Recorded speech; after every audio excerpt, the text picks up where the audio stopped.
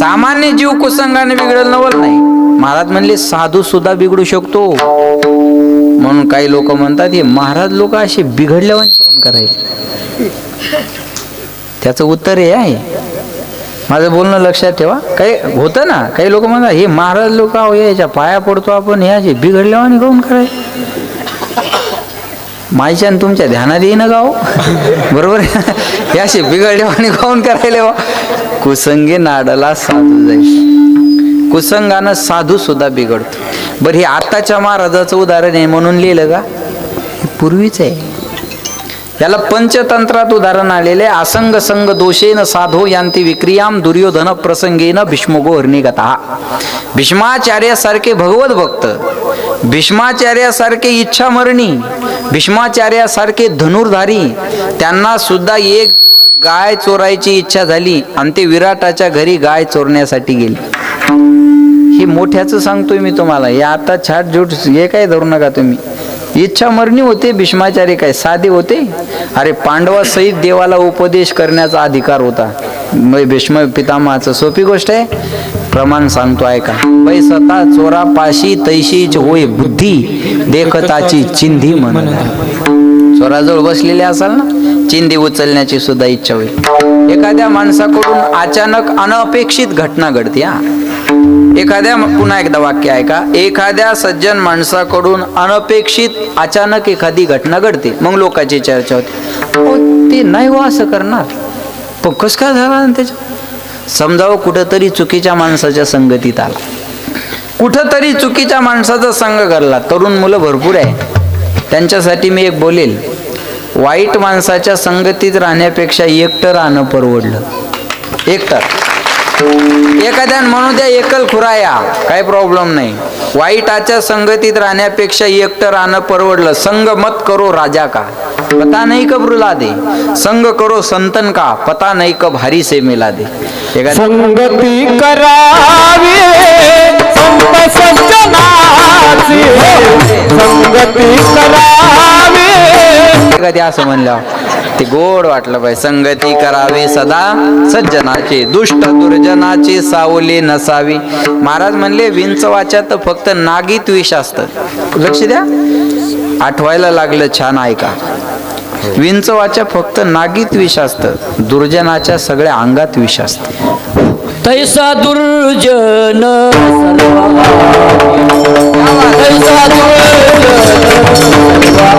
विष असतं, सर्व अंगामध्ये विष भरलेले असता. म्हणून याच्या सावलीत सुद्धा उभं राहू नये. तुमच्या त्या केशाला लावल्याच्या ते बिल्ले आहे ना, ते त्याच्यावर फार एक खाली सुंदर लिहिलं बरं का, तया सत्कर्म रती वाढो. हे ज्यांना सुचलं त्यांच्यासाठी टाळ्या वाजवा एकदा जोरदार. महाराज आणि त्याच पसायदानात हे जे खळांची व्यंकटी सांड. तुम्ही हुशार लोक दिसताय ऐकायला मला, म्हणून मी असं बोलतोय. त्याच पसायदानात जे खळांची व्यंकटी बास तया सत्कर्म रती वाढ. त्याचा जाऊ दे तो खळपणा वाईटपणा, त्याला मारून नको टाकू, बरोबर आहे ना. तया सत्कर्म रती वाढो. पण हे घडत नाही महाराज दुर्जनाच्या सावलीत. कनिष्ठाचा संग कनिष्ठ अवस्था. माझं बोलणं लक्षपूर्वक आहे का बरं का.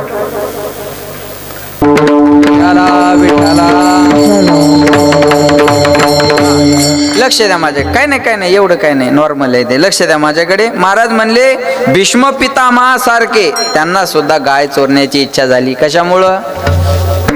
अन्न दुर्योधनाचं आणि संगत दुर्योधनाची. म्हणून अन्न पवित्र खावं आणि संगती चांगल्या माणसाच्या राहावं. पवित्र अन्न खावं. लक्ष देऊन ऐका बरं का. जैसा खावे अन्न वैसा होवे मन, जैसा पिवे पाणी वैसे बोले वाणी. माझ्याकडे लक्ष द्या. अन्नात बदल झाला तर मनात बदल होतो, आणि पाण्यात थोडा जरी बदल झाला तर लक्ष देते तुमच्या. लक्ष देते ना. हा कळलं तुम्हाला. पाण्यात बदल झाला का वाणीत बदल होतो. म्हणून सज्जना सांगाती करावा उपवास, दुर्जनाचा गोड घास खाऊ. सज्जन माणसाच्या संगतीत उपवाशी राहायची जरी वेळ आली तर भाग्य समजा, आणि दुर्जनाच्या घरी पक्वान्न खायला मिळालं तरी दुर्भाग्य समजा. लक्षात ठेवा बरं का. अन्नावर फार डिपेंड आहे. म्हणून महाराज लोक म्हणतात माळकरी व्हा, कारण आहारावर विचार असतो.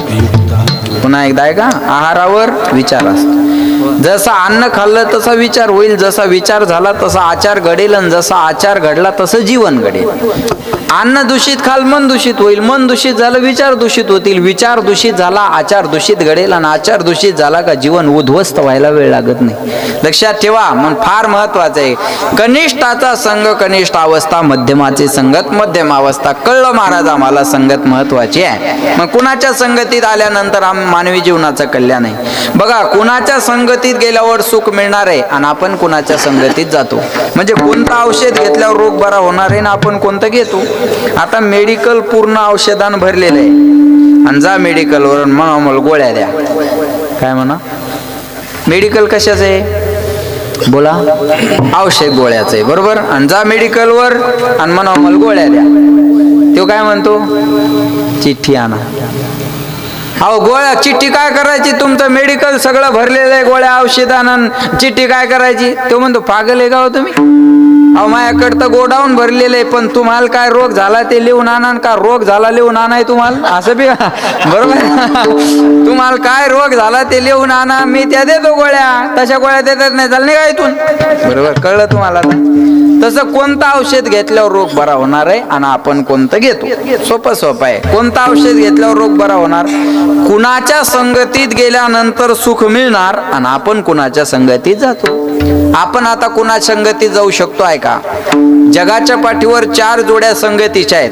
पहिली जोडी आहे जीव जडाची, दुसरी जोडी आहे जीव जीवाची, तिसरी जोडी आहे जीव देवाची, आणि चौथी जोडी आहे जीव संताची. पुन्हा एकदा ऐका, 4 जोड्या. जीव जडाची एक जोडी, जीव जीवाची दुसरी जोडी, जीव देवाची बोला तिसरी, आणि जीव संताची चौथी. आता या 4 जोड्यात चांगली जोडी कोणती आहे पाहू आपण. सर्जाची लखनची. नाही कळलं का तुम्हाला. फॉर्च्युनर आपल्या इकडेच आहे ते गाव. कुठे आहे ते गाव, इथं जवळच आहे ना, बरोबर आहे ना.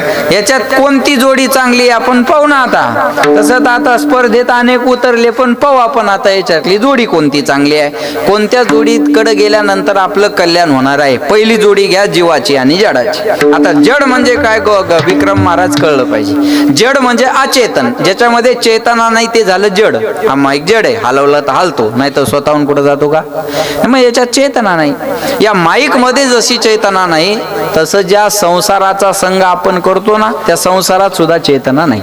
मग अचेतन अशा संसाराचा संग केला आणि सुख मिळालं असं मानणारा एकही महात्मा आतापर्यंत जगाच्या पाठीवर झाला नाही. दुःख बांधवडी आहे हा संसार, सुखाचा विचार नाही कोठे. अहो सुख तर सोडूनच द्या, विचार सुद्धा सुखाची येत नाही.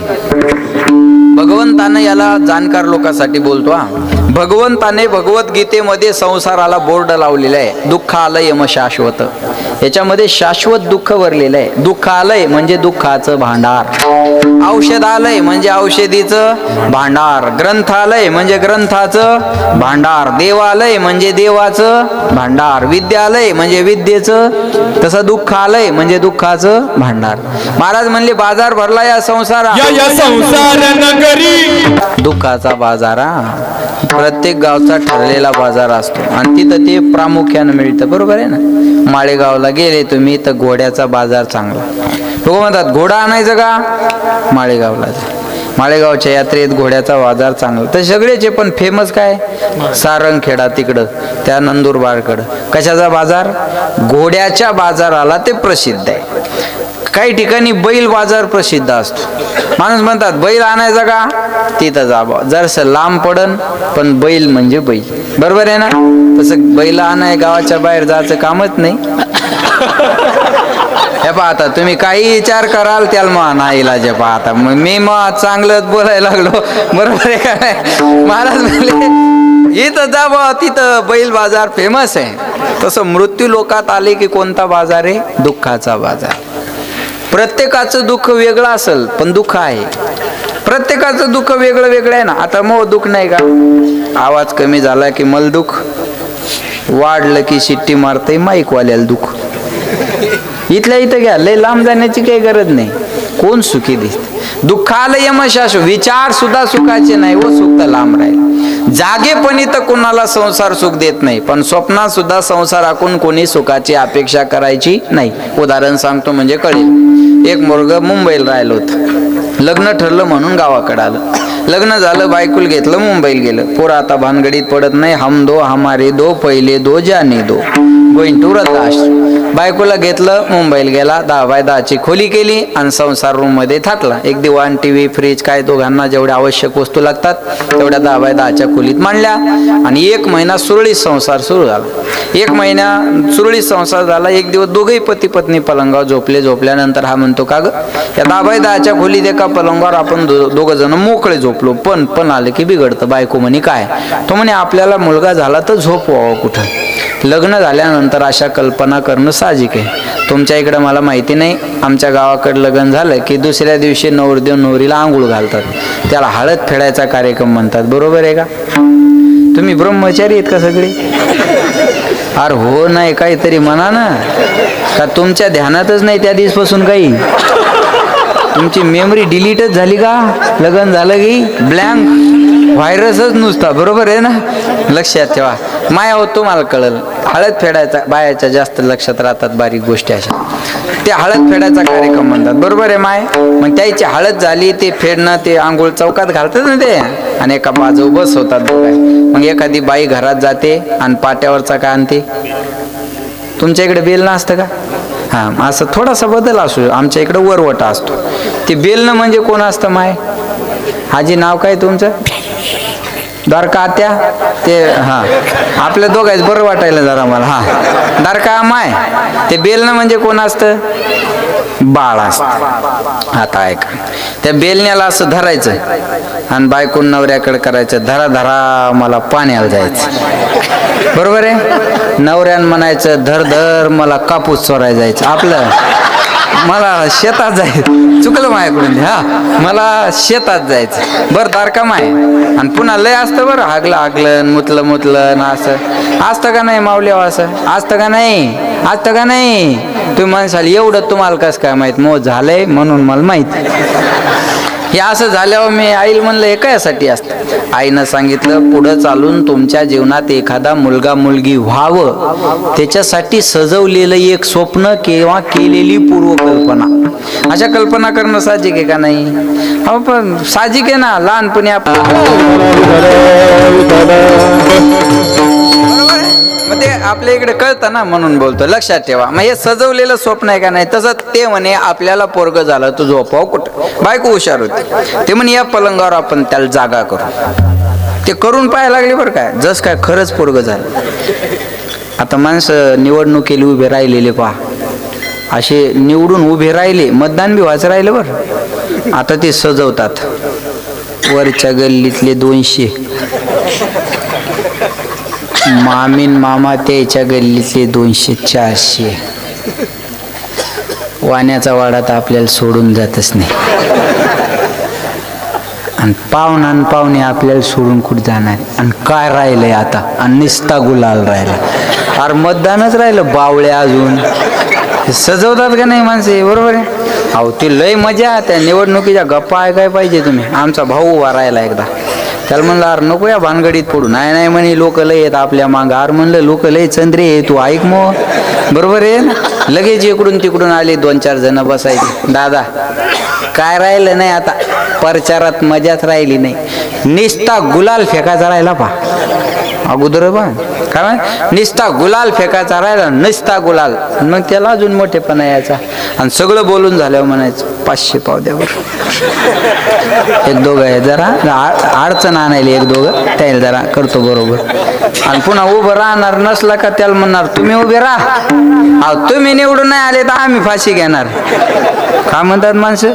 तुम्ही नाही निवडून आले तर आम्ही फाशी घेणार. आणि याला वाटतं बा, आता एवढे माणसं जर आपल्या मागं असेल तर आपण पडू कशाला? आणि ते बाहेर आले की म्हणते, याची 2 एकर नाही काय लावली तर बापाचं नाव बदलणार नाही. पण हे लय मजा असतात महाराजा वेगळ्याच. बरोबर, ते सजवतात स्वप्न. चला ते विषय बाजूला जाईल आपला. स्वप्न सजवतात. ती म्हणे, याच पलंगावर त्याला आपण जागा करू. तुम्ही थोडं पलीकडे सरका, मी थोडं अलीकडे सरक. ते करून पाहायला लागले. तो थोडा बाजूला झाला, ही बाजूला झाली, एवढी जागा झाली. पहा म्हणे, एवढ्या जागेत एक पोरग मोकळ झोपल, चिंता करायचं काय काम आहे. तेवढ्या थांबला नाही म्हणे जुळं झालं तर, जुळं कळतं तुम्हाला, आवळं जावळं जुळं झालं तर म्हणे आणखी थोडं पलीकडं व्हा, मी आणखी थोडं बाजूला झाला, एवढी जागा बघा. आता म्हणे एवढ्या जागा 2 पोरं झोपतील, काय चिंता करायचं काम आहे. तेवढ्यावर थांबला नाही म्हणे दोघाच्या पाठीवर मुलगी झाली तर, होणे जाणे काही नाही, जर आणि तर मुलगी झाली तर बायको म्हणे आणखी थोडे पलीकडं व्हा, मी आणखी अलीकडे होते. आणखी थोडं पलीकडं सरगाय गेला, पलंग संपून गेला, धाडकन पलंगाच्या. वा, टायमावर पाळला महाराज तुम्ही, धन्यवाद.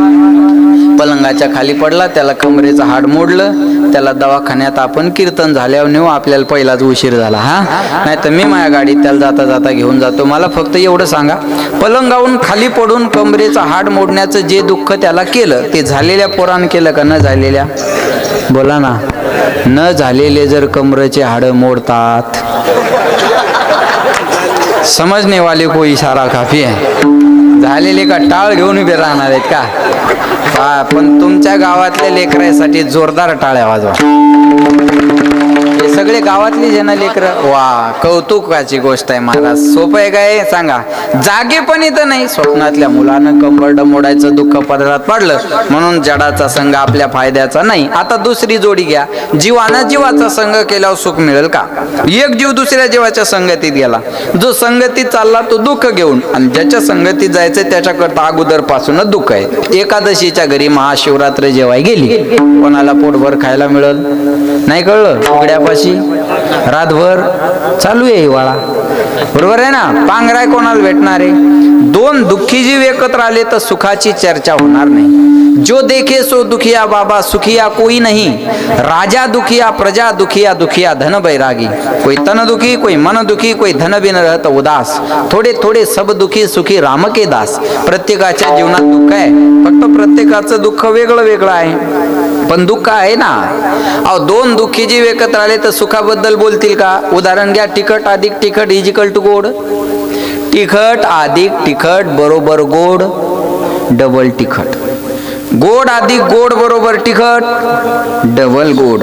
मूर्ख अधिक मूर्ख बरोबर शहाणा, डबल ग्रॅज्युएशन. किती जरी मूर्ख एकत्र आले तर एक शहाणा माणूस होऊ शकत नाही. किती जरी दुःखी जीव एकत्र आले तर सुखाची चर्चा करू शकत नाही. दोघही दुःखी आहे ना. मला 8-10 दिवसापूर्वी सर्दी झाली आणि मग मी आमच्या फॅमिली डॉक्टरला फोन केला. 5G कळलं तर बघा. म्हणलं डॉक्टर साहेब कुठे आहेत तुम्ही? म्हणे काय झालं महाराज? अहो म्हणलं जरा सर्दी झाली मला, तुम्ही हॉस्पिटलला आहेत का? ते म्हणे मी ॲडमिट आहे. द्यायला कळलं, द्यायला धन्यवाद. काय काय गोष्टी बरोबर आहे ना. आता काय करायचं सांगा तुम्ही मला. आमचा एक मित्र आहे, ते जन्मकुंडल्या पाहतो, त्यानंच सांगितलं बरं मला. आणि ते जन्मकुंडली पाहतो, भविष्य पाहतो. ते भविष्य आळंदीला आहे, तुम्हाला माहिती. भविष्य पाहतो आणि त्यानं मला सांगितलं 1 महिन्यापूर्वी घटना. म्हणे महाराज लोकांच्या जन्मकुंडल्या ते पाहतो, भविष्य पाहतो, सगळं माहिती आहे मला. आणि 6-7 महिन्यापूर्वी एका जवळच्या माणसानं त्याला 17 लाख गंडा घातला. म्हणलं तुमचं पहिल्यांदा कोणाला तरी दाखवून घ्या. बोलणं कळतं का तुम्हाला? तुमची पहिल्यांदा कोणाला तरी दाखवा. हे लय अवघड झालंय ना, बरोबर आहे का नाही सांगा? 2 दुःखी जीव एकत्र आले तर सुखाची चर्चा होणार नाही. अहो मी सांगेल बघा, मूर्ख अधिक मूर्ख बरोबर शहाणा होणार नाही ना. एक मूर्ख दाढी करायला गेला आणि त्या नाव्यासोबत डोकं लावलं. त्या नाव्याला म्हणे काहो तुम्ही किती वर्ष झाले दाढ्या करता? नावी म्हणे बुवा मी 15 वर्ष झाले दाढ्या करतो. हे मूर्ख म्हणे मग 15 वर्षात कधी तुम्हाला गाढवाची दाढी करण्याचा प्रसंग आला का? नावी म्हणे पहिलाच टाइम. ज्याला कळलं त्याला धन्यवाद. बाकीच्या परसाद घेतल्याशिवाय जाऊ नका. आता असे किती मूर्ख एकत्र आले म्हणजे एक शहाणा होईल, होणारच नाही. किती जरी दुःखी जीव एकत्र आले तर सुखाची चर्चा होणार नाही. म्हणून जीवाचा संघ सुद्धा आपल्या फायद्याचा नाही. आपण आता देवाच्या संगतीत जाऊ. आपण आता देवाच्या संगतीत जाऊ. ठीक आहे, आपण लाख जरी देवाच्या संगतीत जाण्याचा विचार केला पांचाळ मामा, पण देवानं आपल्याला संगत घेतलं पाहिजे ना. आपण लाख म्हणा मी पांडुरंगाचा भक्त आहे, काही फायदा आहे? अरे पांडुरंगानं मान्य केलं पाहिजे ना माझा भक्त आहे. आषाढी कार्तिकी विसरू नका मज, हे काय सगळ्यासाठी थोडंच बोललं. ज्यांच्यासाठी म्हटलं ते भाग्यवान आहे. हे काय सर्वांसाठी आहे का? देवानं आपल्याला जवळ घेतलं पाहिजे ना. एक दोन्ही डोळ्यानं आंधळा माणूस मंदिरात चालला. लोक त्याच्याकडे पाहून हसायला लागले. आंधळ्या, कशासाठी मंदिरात चाललास? तुला का देव दिसणार आहे का, मंदिर दिसणार आहे का, मूर्ती दिसणार आहे का, याला वेळ वाया घालवतो? त्या आंधळ्यानं उत्तर फार सुंदर दिलं. मी देवाला पाहण्यासाठी मंदिरात जातच नाहीये, मग देवानं मी आलेलं पाहावं याच्याकरता मी मंदिरात जातो. परमार्थ याच्यासाठी करायचा. अहो, आपला स्वीकार त्यानं केला पाहिजे ना. मग देव हा स्वीकार करणार आहे का? देव हा संग आहे. रंग नाही, रूप नाही, नाही वर्ण छाया, निराकार निर्गुण तुची रघु अव्यक्त निराकार. बोला नाही ज्या आकार जेथोनी चराचर. अरे ज्याला आकार उकार मकार चकार रंग रूप वर्ण छाया काहीच नाही असा असणारा परमात्मा तुझं सगुण म्हणो की निर्गुण रे. सगुण निर्गुण एकू गोविंद. काय म्हणणार आहे तुम्ही त्याला? बुट्टा म्हणणार, उंच म्हणणार, जाडा म्हणणार, पातळ म्हणणार, काय म्हणणार? चला बोला. हीच पांडुरंगाची इथं फोटो एवढा मोठा आहे, कोणा खिशात ठेवा एवढा करतं त्याला. बरोबर माझं भाऊ? कोणी खिशात ठेवाय एवढं करतं. मंदिरात गेले तर कोणाची मूर्ती 1 फुटाची, कोणाची 1.5ची, कोणाची 2ची, कोणाची 3ची, कोणाची 3.5ची. तर कोणी लगेच दिवे घाटात हे बोला मोठा पांडुरंग उभा करते. काय आकार देणारे तुम्ही त्याला? बोला. त्याला आकार नाही, उकार नाही, मकार नाही, चकार नाही. मग असा असणारा परमात्मा संग करू देणारे का? संगात घेणारा नाही. मग देवाचा संघ सुद्धा आपल्या फायद्याचा नाही. आता आपण संताच्या संगतीत जाऊ. संत चैतन्य आहेत, परिपूर्ण आहेत, संग करू देणारे सुद्धा आहेत. ठीक आहे महाराज, तुम्ही म्हणता म्हणून आम्ही संतांच्या संगतीत येऊ, पण आमचा फायदा काय? तुकाराम महाराजाला माहिती होतं फायद्याशिवाय संसारिक माणसं इकडे येणार नाही. महाराज म्हणले तुम्ही जर संतांच्या संगतीत आले ना, तुम्हाला काय मिळणार आहे? लाभ पायी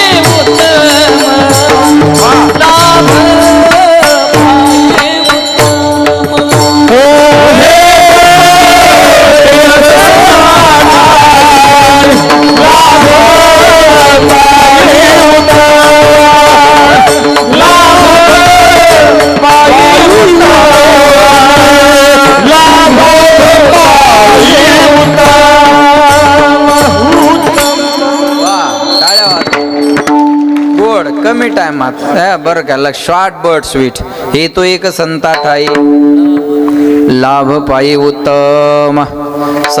संताच्या संगतीत आग थांब ग्या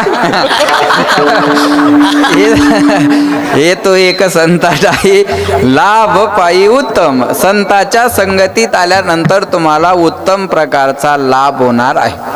लाभाला उत्तम विशेषण दिलं. सामान्य लाभ वेगळा, उत्तम. दाजी एवढं कोणी सहन नाही करत बरं. मी उगा आपला जिल्हा आहे, आपली बातमी म्हणून जमलं दी. हा लक्षात ठेवा.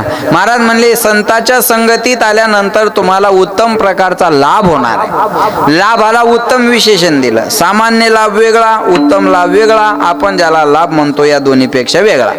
कोण कशाला लाभ म्हणून अण्णा सांगता येत नाही. इथं कीर्तन संपल्यावर एखादा जाता जाता दुसऱ्याची नवी चप्पल घालून गेला तर घरी जाऊन म्हणू शकतो संत दर्शनी हा लाभ. बरोबर आहे ना? कोण याला बी लाभ म्हणेला. उत्तम लाभ म्हणजे भगवंताची प्राप्ती. भगवंताची प्राप्ती हा जीवनातला उत्तम लाभ आहे. पण ती कधी होईल तुम्हाला? संताच्या संगतीत आल्याच्या नंतर. हरिप्राप्तीशी उपाय बोला धरावे संताचे ते पाय. संताविन प्राप्ती नाही ऐसे वेद देती ग्वाही म्हणजे साक्ष. वेदाने सुद्धा साक्ष दिली. हा जगत हे कोर्ट आहे, परमात्मा जज आहे, तुम्ही आम्ही आरोपी, संत म्हणजे वकील आहेत. आपल्या जीवनात वकिलाचं काम संत करतात. तुम्ही डायरेक्ट देवाकडे जाल तर देव जवळ नाही घ्या. डायरेक्ट जज कडे जातात नाही, मध्ये वकील असतो. तुमचं काय म्हणणं आहे ते वकिलाला सांगा. वकील जजला सांगेल आणि मग तुमच्या केसचा निकाल लागेल. डायरेक्ट जज नाही ना. अरे त्याला प्रोसिजर आहे, काहीतरी प्रोसिजर आहे ना. आमदाराला भेटायचं डायरेक्ट भेटता येतं का? बोला. मध्ये कोणाला फोन करावा लागतो? PA ला. आणि मग PA न दिलेल्या वेळेत आमदाराला खासदाराला भेटतं. बरं पिये जर व्यवस्थित असेल तर ठीक आहे, नाही तर चहापेक्षा किटली गरम, असं बरोबर आहे ना. त्यालाच आमदार असल्यासारखं, मला आमदार झाल्यासारखं वाटतंय असं, बरोबर आहे ना. लक्षात ठेवा, मध्ये काय पिये पाहिजे ना, मध्ये पिये नंतर आमदार आहे. आमदाराला भेटायचं असेल तर मध्ये पियेला भेटावं. तालुक्याचा प्रतिनिधी आमदार आहे, त्यांना डायरेक्ट भेटता येत नाही. अहो जगाच्या मालकाला भेटायचंय तुम्हाला, त्यांना कोणीतरी मध्ये असेल, त्याला कोणीतरी मध्ये असेल का नाही, चला बोला. डायरेक्ट नाही जाता येणार. मी उदाहरण सांगतो, मुलानं आईच्या मार्फत बापाकडे जावं, मुलाने आईच्या मार्फत बापाकडे जावं, बाप त्याचा स्वीकार करेल. त्यानं डायरेक्ट बापाकडची लाईन धरली तर जमणार नाही. मी उदाहरण सांगतो म्हणजे कळेल. एखादं छोटं पोरग सकाळी सकाळी उठलं, आता सकाळी सकाळी पोरं एकदम सुंदर दिसतात, नाकातून गंगा यमुना, गाणीन भरलेलं, माशा लागायलेल्या, एक दोन घाणेरडं पोरगा अंगणात बसलेला असतात. आता लहान लेकरं सकाळी सकाळी तशीच असतात. त्याला काय, ते कुणाचा असू द्या, महाराजाचा असू द्या, शेतकऱ्याचा असू द्या, गरीबाचा असू द्या, श्रीमंताचं, लेकरू लेकरू आहे. ते घाणेरडं पोरगा अंगणात बसलेलं असतं बघा, आणि समोरून त्याचा बाप येतो. आता त्याला घाणीन भरलेलं हे कळत नाही, पण बाप कळतो. मग ते हात करतं, बाबा मला घ्या, बाबा मला घ्या. बाप त्याच्या जवळ जातो, घ्यायलाच जातो तो, पण ते जवळ आल्यावर ते घाणीन भरलेलं, माशा लागायलेल्या पाहिल्या बाप, घाणेरड्या लेकराला बाप जवळ घेत नाही.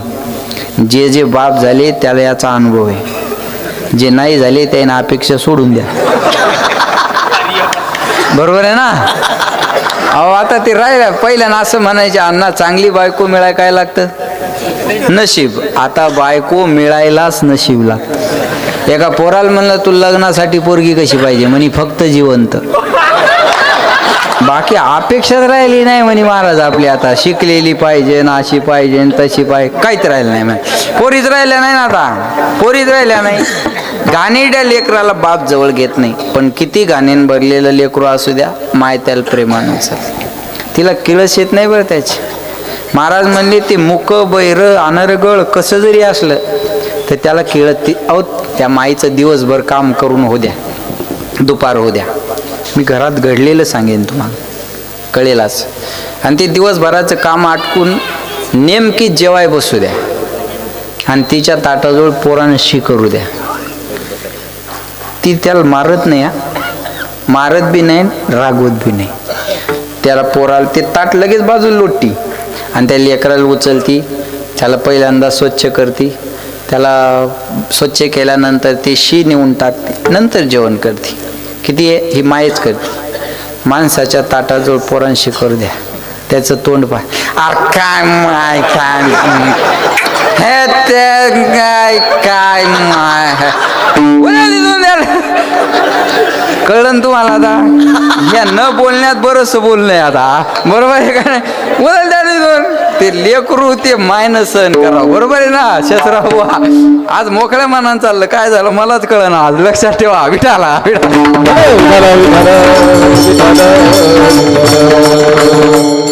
त्या घाणेरड्या लेकराला आई बाथरूम मध्ये नेते, साबण लावून त्याला टॉवेलनं आंघोळ घालते, कोरडं करते, छान कपडे घालते, गंध लावला, पावडर लावला की सुंदर सजवते.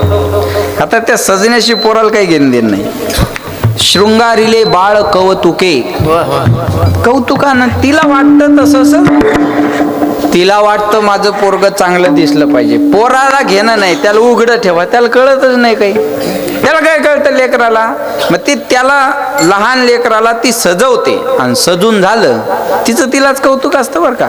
आणि मग त्याचं तोंड असं धरते बघा, त्या माईक कड करतो,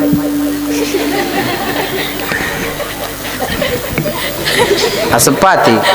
आणि मग आता तिला वाटतं माझ्या सोन्याला कुणाची तरी दिष्ट लागेल. काजळाच्या डबीत बोट बुडवते, आणि त्याच्या गालावर एक काजळाचा काळा टिपका लावतो.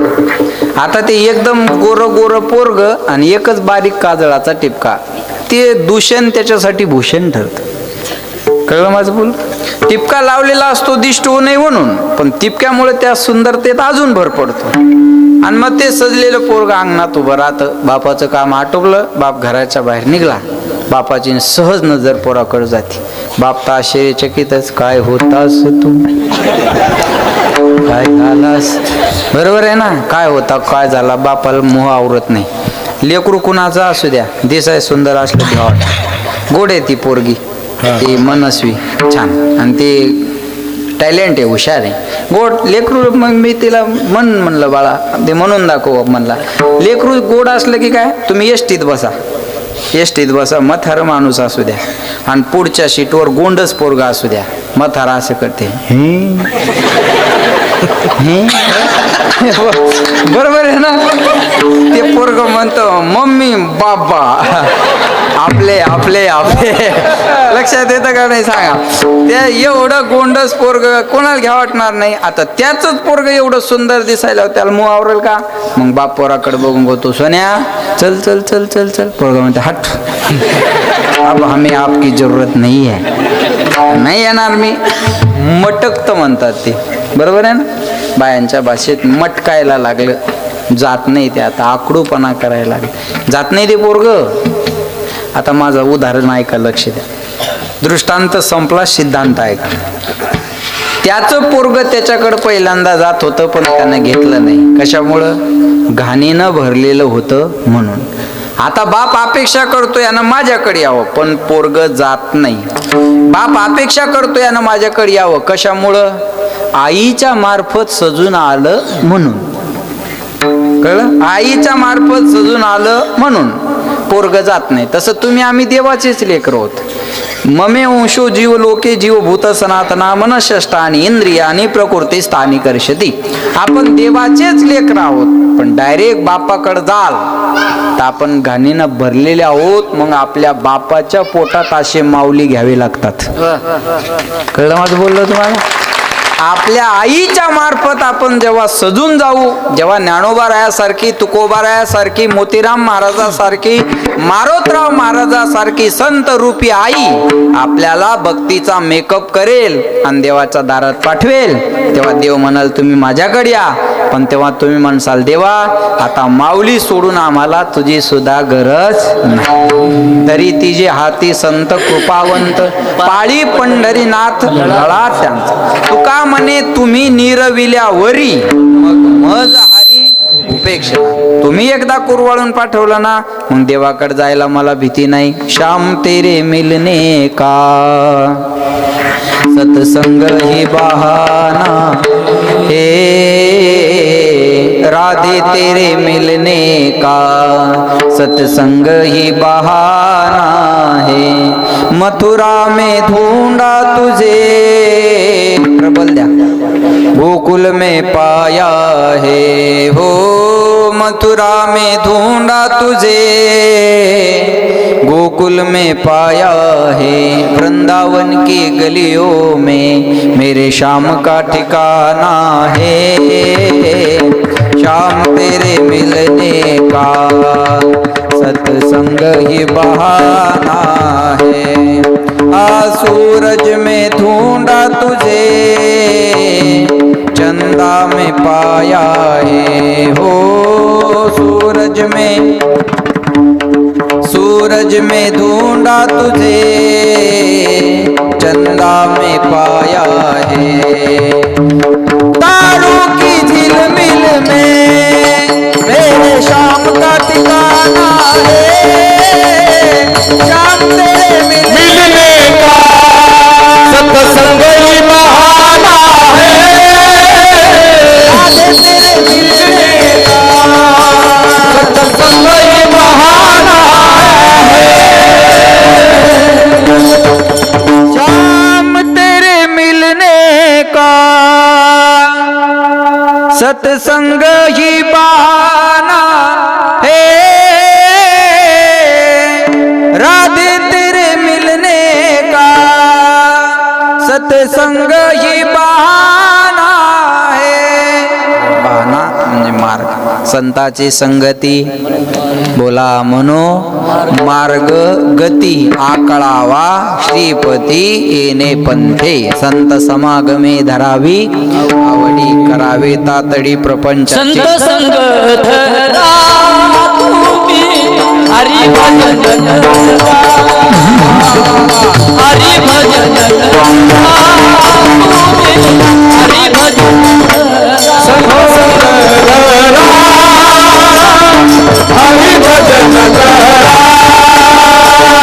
हरी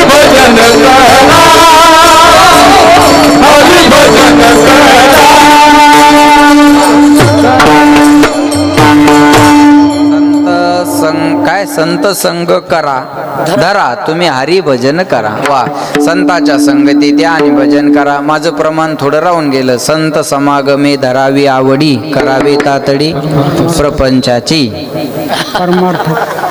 परमार्थी आहे की नाही. चुकलं माझं. म्हणायची परमार्थी पण करायची प्रपंची. बरोबर आहे. लोक राहतात संतांच्या संगतीत पण देव भेटावा म्हणून नाही, प्रपंच चांगला व्हावा. थोडं मॉनिटर वाढवा द्यायची. देव भेटावा म्हणून नाही, प्रपंच चांगला व्हावा म्हणून. महाराजाला घरी नेता भाऊ काय आला, याचे पाय आपल्या घराला लागल्यावर आपलं काहीतरी बरं होईल. आमच्या पायाच्या नादीला लागू नका. आमचे पाय आम्हाला आमच्या घरी 8-8 दिवस जाऊ देत नाही. एक म्हणी चला म्हणलं कुठं, तुमचे पाय आमच्या घराला लावाय म्हणलं. वायला निघायचं काय तू. संताच्या पायात आणि महाराजाच्या पायात फरक. कीर्तन झाल्यावर तुम्ही माझ्या पाया पडणार कशामुळं, तुमचं दुःख दूर व्हावं माझ्या बोकांडी पडावं. दुसरं आहे काय, दुसरं काय आहे त्याच्यात. बरोबर आहे का नाही. साधन संत संगत पण साध्य प्रपंच. साधन संत संगत पण साध्य प्रपंच. राहतो आपण संतांच्या संगतीत पण कापूसाला उतार जास्त यावा म्हणून. बरोबर आहे. महाराज काही तर वावरण फिरवतात महाराजाला. अरे काय वाढवणार आहे का बियाणं आहे का काय, वावरातच नेतात. मग लावा तुमचे. अरे बाबा असं नसतं रे, काही कष्ट करावं लागतात त्या. असे महाराजाचे पाय लागल्यानं यानं उतार आले असते तर आम्ही काय फिरलो असतो. आम्ही आमच्या वावरातच बसलो नसतो का सांगा. बरोबर आहे का नाही. कष्ट करावं लागतील का नाही. हा ठीक आहे होईल बा कृपेने कमी जास्त काही, पण ते एवढं नाही ना, असं होणार नाही ना. लक्षात ठेवा. महाराज म्हणले सोपं नाही. संत समागम माणसाला बिनु सतसंग विवेक न होई राम कृपा बिनु सुलभ नस. हे बघा, चंद्रू तेथे चंद्रिका शंभू तेथे अंबिका. चंद्रू तेथे चंद्रिका शंभू तेथे अंबिका आणि संत तेथे विवेका असणे. भाग्योदयेन बहुजन्म समर्जितेन सतसंग मंच लभते पुरुषो यदा वै. अज्ञान हेतु कृत मोह मदांधकार नाशम विदाही तदोदयते विवेका. लक्षात ठेवा. महाराज म्हणले संताच्या संगतीत आल्याशिवाय कल्याण होणार. पण महाराज म्हणले संत संगत आवडतच नाही लोकांना. तुम्ही आता एवढा मोठा सप्ताह कीर्तन भजन आवडत नाही लोक. आता हे सप्ताह या वर्षी मोठा आहे, तुमचा खर्च आहे. गावातल्या सगळ्याला बरं वाटेल असं समजू नका. काय मग गाव बुडवणं लावलं आहे नाही, काय म्हणतात, गाव बुडवणं लावलं आहे. तुमच्या गावची लोकसंख्या किती आहे. 2000 आहे ना. मग 1000 मोबाईल गावात असतील ना. आपण 1000च धरू चाल. 1000 गुणिले 10,000. साध्यात साधा मोबाईल 10,000चा. आपण 25चा 50चा 60चा 70चा 80 90 1 लाख 1.25 लाख 1.5 लाख फोल्डचा 2.25 लाख. आपण एवढा धरूच नका. आपण 10,000चा एक धर. कमीचा त्याच्यात आणि जास्तीचा त्याच्यात. 10,000 गुणिले 1000. 1000 गुणिले 10,000. 1 कोटी रुपयाचे तुमच्या गावात मोबाईल आहेत. हिशोब करा. 1 कोटी रुपयाचे तुमच्या कोठारीत मोबाईल आहेत. आणि एका मोबाईलचा रिचार्ज 300चा आहे. 299 म्हणजे 300चा. बरोबर आहे. 300 गुणिले 1000. 3 लाख रुपये तुमच्या गावचा मोबाईलचा महिन्याचा रिचार्ज आहे. 3 10 30 आणि वरचे 2 महिन्याचे 6 66. 3 10 30 आणि 6 36 लाख रुपये तुमच्या गावचा वर्षाचा मोबाईलच्या रिचार्जचा खर्च आहे. साधा हिशोब. सप्ताह होईल 6 लाख दरावरचे. 30 लाखात अजून फायदा तसे ना. आपण साधा हिशोब सांगितला. रिचार्जचा 90 भिंगरी ढवाऱ्याचा तर लय लांब जाईल. नात करते काय नाही, यावंच लागतंय. बरोबर आहे ना. ही क्वालिटी आणि क्वांटिटी धरल्यावर तर किती जाईन महाराज. बरा सांगा. साधा हिशोब आहे ना. मी तुम्हाला कळेल असं सांगतो ना. बरोबर आहे का नाही. खोट्या 3 तासाचा पिक्चर खर्च रामचंद्र मामा 70-80 कोटी रुपये. खोटा पिक्चर रिलीज करायचा असेल ना 3 तासाचा, अहो एक ॲक्टर 15-20 कोटी घेतो. चांगला ॲक्टर असला तर 15-20 कोटी एक ॲक्टर घेतो. आणि पूर्ण बजेटचा खर्च 70-80 कोटी रुपये असतो चांगल्या पिक्चरचा. बरं ते खोटं आहे ना. त्याच्या अगोदर 4 ओळी असतात. इस कहानी के सभी पात्र और घटना एक काल्पनिक है. इसका कोई व्यक्ति या घटना से संबंध नहीं है. यदि किसी घटना का संबंध होगा तो मात्र इसे एक संयोग कहा जाएगा. या चित्रपटातील दृश्य आणि घटना काल्पनिक आहे. याचा कोणत्या व्यक्तीशी या घटनेशी संबंध नाही आणि यदा कदाचित संबंध आला तर हा योगायोग समजावा असं स्पष्ट लिहिलेलं असतं. तरी पिक्चर पाहताना बाया ढसाढस रडतात. त्या हिरोच्या माग गुंडे लागले तर हिची घरातूनच तळमळ पड रे माय मरत काय नव अहो त्याला काय होत नाही हो ते हिरो असतो तू नवऱ्याला टाइम जीव घालव घरचा हिरो मारशील हो तू बरोबर आहे का नाही खोट आहे ना ते बरोबर आहे का काय रंगून जातात त्याच्यात ते सय्यारा पिक्चर आला म्हणा आता मी काय पाहिलं शियारा का सय्यारा काहीतरी माग 2 महिन्यापूर्वी ते पिक्चरची प्रेमाच्या स्टोरीवर आहे काहीतरी ते आणि ते पाहून पोरायला सलाईन लावलं पोरीला पोरायला असे वल्ल्या फोकान नाही का हाणाय पाहिजे हां बरोबर आहे का नाही अरे विज्ञान युगात हे आपण काय चाललंय आपलं विज्ञान युगातली माणसं आहे ना आपण खोटं आहे ना ते तुम्हाला सांगितलंय ना तरी किती मग टाइमपास असावा पिक्चर म्हणजे कधी बोर व्हायला तर पाहावं टाइमपास म्हणून लक्षात येते पण नाही पिक्चर पाहताना तुम्ही पाहता कीर्तनात एखादं पोरग बोलू द्या आणि महाराजांना म्हणा कोणाचं आहे द्या माय हो काय वांज आहे का काय असं लगेच त्याची माय म्हणती हा लगेच त्याची माय म्हणती याला का लेकरं बाळ नाही का कीर्तनात असं आणि पिक्चर पाहताना तेच पोरग बोलू द्या फटकन गालाताना मरण मुका पाव देन उलस बरोबर बरोबर आता मी खोटं बोलतो काय खोट बोलायचं नाही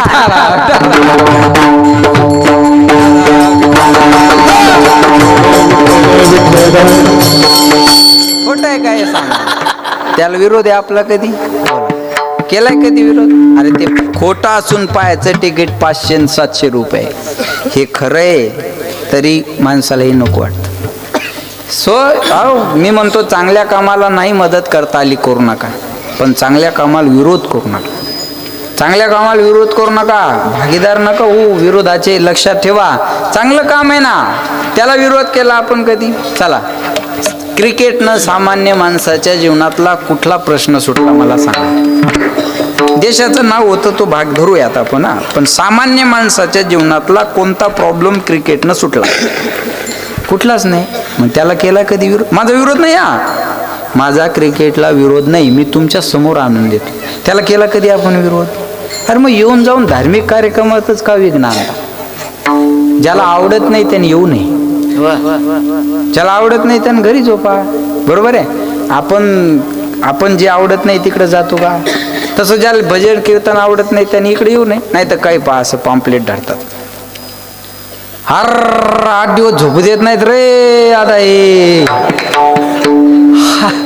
अरे तू मरण गावाच्या बाहेर कोठ्यावर जाऊन झोप 8 दिवस बघ कोठारीचा आहे तो कोठ्यावर जाय ना तू कोठा करतो ना तुम्हाला वावरात मळ्यावर बरोबर आहे ना मग घेऊ दे ना लोकांना 8 दिवस आनंद काय हे बी नाही जमत किती अवघड आहे महाराज शोकांतिक आहे आवडत नाही आज लोकांना कीर्तन भजन धार्मिक कार्यक्रम म्हणलं जमत नाही देव धर्म सांधी पडिले सकळ विषय गोंधळ गाजतच एक महाराज पाहिलं तरी बरे नाही वाटत आता तुम्ही प्रेमाचे कुठे कीर्तन असलं की येता ही मंडळी हे पोरगा आता बघा बालाजी कुठून आला त्या रूपुरू एवढ्या लांबून आला मला मेसेज केलता म्हणे बाबा त्या दिवशी कीर्तन आहे इकडून या म्हणलं बाळा टाइम असला तर मी येईल पण धावपळीत काय रात्री होतो मी इगतपुरीच्या जवळ सोपं येते सकाळी एक केलं ते काय दाटेगाव आता इथं उद्या सकाळी येते किनगावच्या जवळ देवकरान उद्या संध्याकाळी फलटणला आहे मामा हे इकडून तिकडून इकडं शांत सोपं आहे काय मी मध्ये 3 फोन केले दाजीला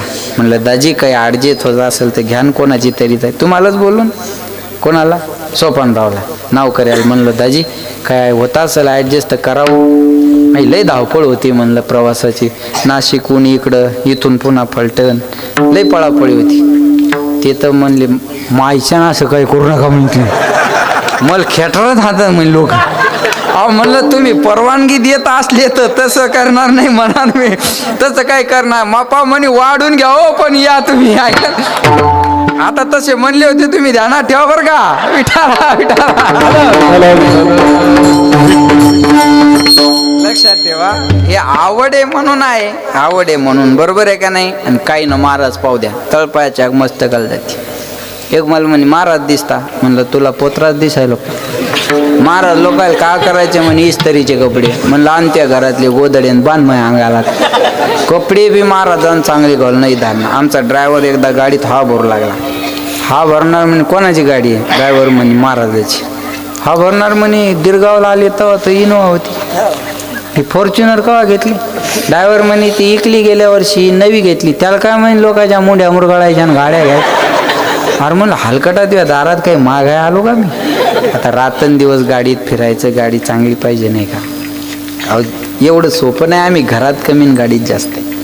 मंडपाजवळ गाडी, इथून बसलं पुन्हा गाडीत, पुन्हा घरी 2-3 तास झोपले, उठले, पळाले. गाडीतच जास्त आहे ना. गाडी आहे म्हणून शरीर जरा चांगलं आहे, नाही तर सोपा आहे एवढं.